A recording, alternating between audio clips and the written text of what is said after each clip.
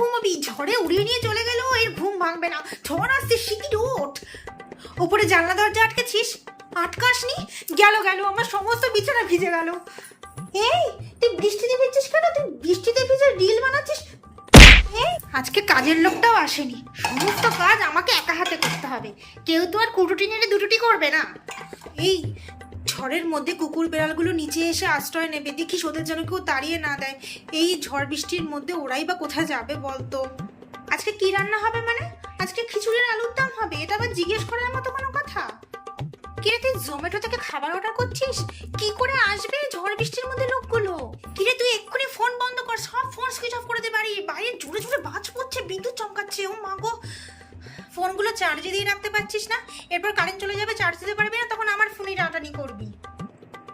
হ্যাঁ, বৃষ্টির দিন তোরা সবাই ঘুমো, মায়ের তো আর কোনো ছুটি নেই।